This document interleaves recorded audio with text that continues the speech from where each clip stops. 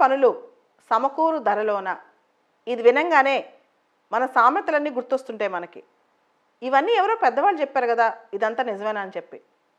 ముఖ్యంగా మనం ఏదైనా ఎగ్జామ్స్ ప్రిపేర్ అవుతున్నప్పుడో లేదా ఏదైనా ఒక టార్గెట్ పెట్టుకున్నప్పుడో ఇది ఎవరైనా మనకు ఊరికే చెప్పేస్తూ ఉంటారు.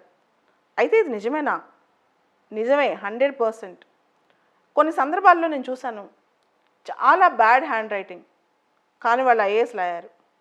కొన్ని సందర్భాల్లో చాలా స్పెల్లింగ్ మిస్టేక్స్ అయినా 2-3 సంవత్సరాలకు ర్యాంకులు వచ్చాయి.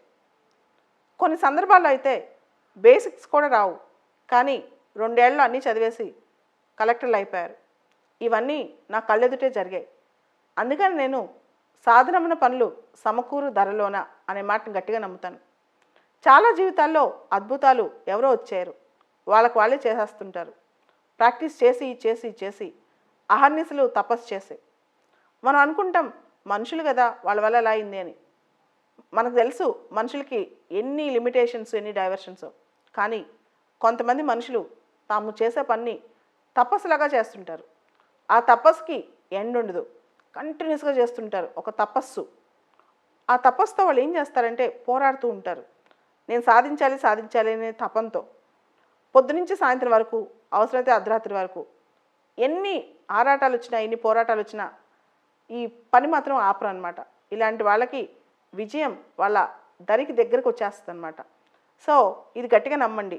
ఏదైనా ఒక సబ్జెక్ట్ రాకపోయినా, ఎక్కడైనా వీక్గా ఉన్నా, ప్రిలిమ్స్లో 100 క్వశ్చన్లకి 10 ఆన్సర్ చేయగలిగినా ఆశ కోల్పోవద్దు.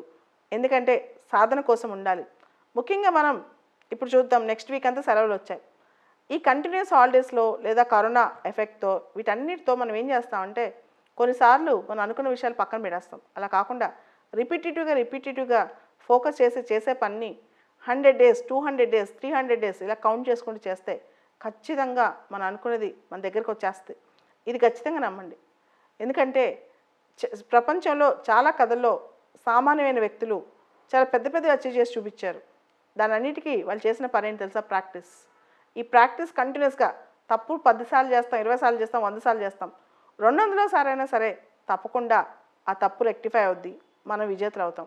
సో అన్నిసార్లు అందరికీ లక్ కానీ టాలెంట్ కానీ హెల్ప్ చేయలేకపోవచ్చు, కానీ ఖచ్చితంగా మనం చేసిన ప్రాక్టీస్ మాత్రం, మనం ప్రాక్టీస్తో చేసిన హార్డ్ వర్క్ మాత్రం మనతోనే ఉంటుంది. అది మనల్ని ఇంకా స్ట్రాంగ్ చేసి ఒక్కసారి ఆ ప్రాక్టీస్ హార్డ్ వర్క్ స్టార్ట్ చేసిన తర్వాత ఏదైనా పర్ఫెక్ట్గా చేసే శక్తి మనకు వచ్చేస్తుంది అన్నమాట.